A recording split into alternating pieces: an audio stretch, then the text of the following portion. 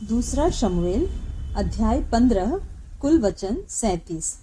अबशालोम का राजद्रोह। इसके बाद अबशालोम ने रथ और घोड़े और अपने आगे आगे दौड़ने वाले 50 मनुष्य रख लिए, और अबशालोम सवेरे उठकर फाटक के मार्ग के पास खड़ा हुआ करता था।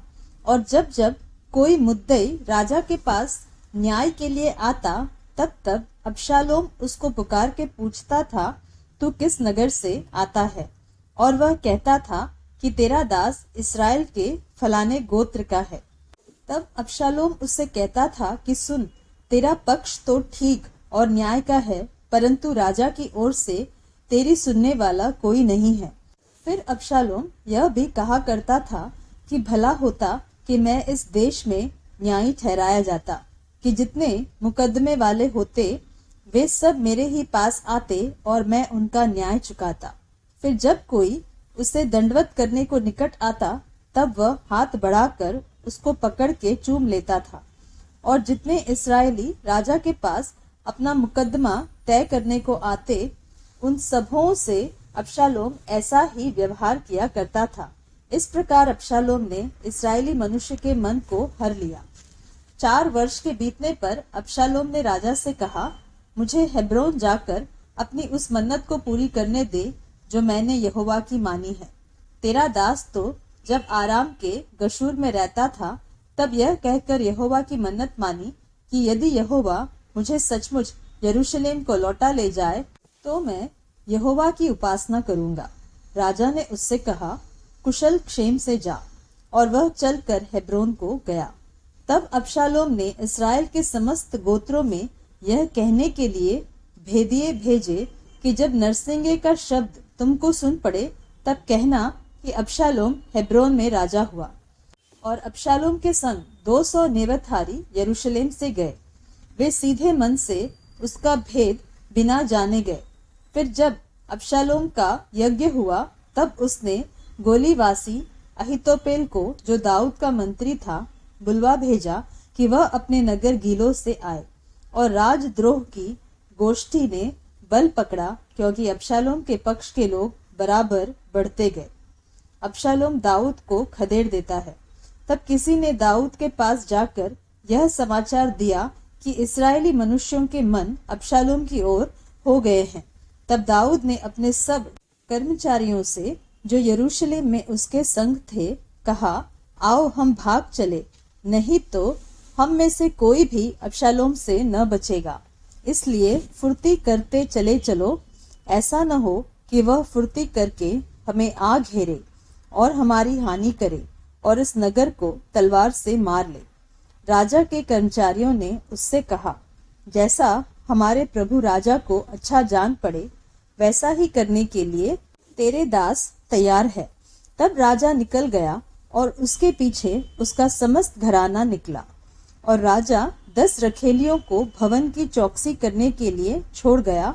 और राजा निकल गया और उसके पीछे सब लोग निकले, और वे बेत मेरहक में ठहर गए। और उसके सब कर्मचारी उसके पास से होकर आगे गए, और सब करेती और सब पलेती और सब गति, अर्थात जो 600 पुरुष गत से उसके पीछे हो लिए थे, वे सब राजा के सामने से होकर आगे चले। तब राजा ने गति इत्ते से पूछा, हमारे संग तू क्यों चलता है? लौटकर राजा के पास रह, क्योंकि तू परदेशी और अपने देश से दूर है, इसलिए अपने स्थान को लौट जा। तू तो कल ही आया है। क्या मैं आज तुझे अपने साथ मारा मारा फिराऊं? मैं तो जहां जा सकूंगा वहां जाऊंगा। तू लौट जा और अपने भाइयों को भी लौटा दे। ईश्वर की करुणा और सच्चाई तेरे संग रहे।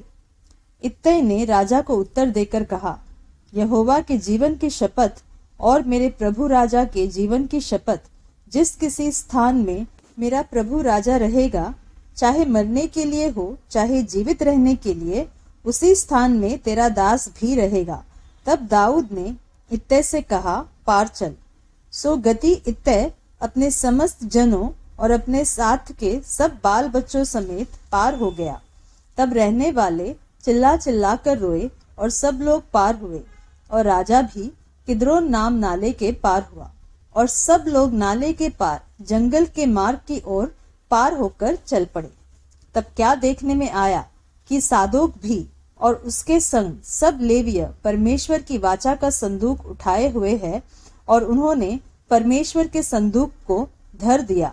तब एब्यातार चढ़ा, और जब तक सब लोग नगर में से न निकले तब तक वही रहा।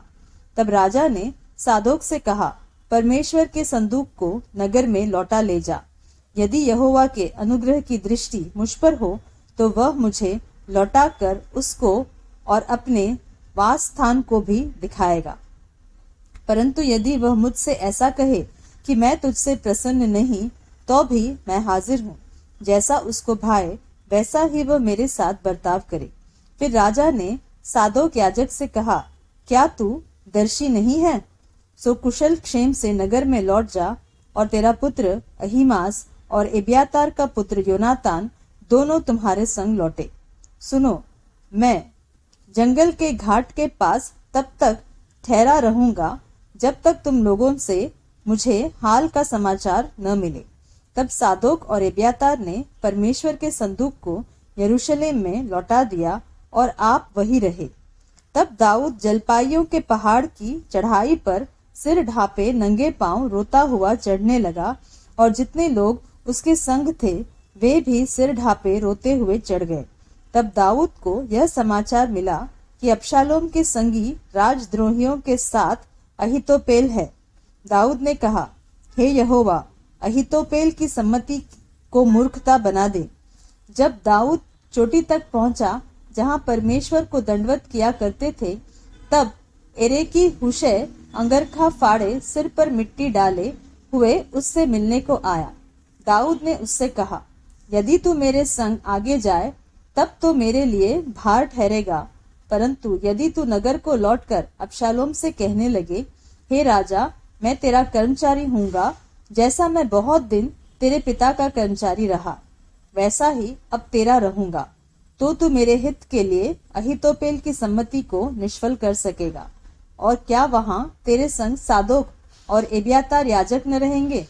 इसलिए राजभवन में से जो हाल तुझे सुन पड़े उसे सादोक और एब्यातार याजकों को बताया करना। उनके साथ तो उनके दो पुत्र अर्थात सादोक का पुत्र अहीमास और एब्यातार का पुत्र योनातान वहां रहेंगे। तो जो समाचार तुम लोगों को मिले उसे मेरे पास उन्हीं के हाथ भेजा करना। और दाऊद का मित्र हुशै नगर को गया, और अबशालोम भी यरूशलेम में पहुंच गया।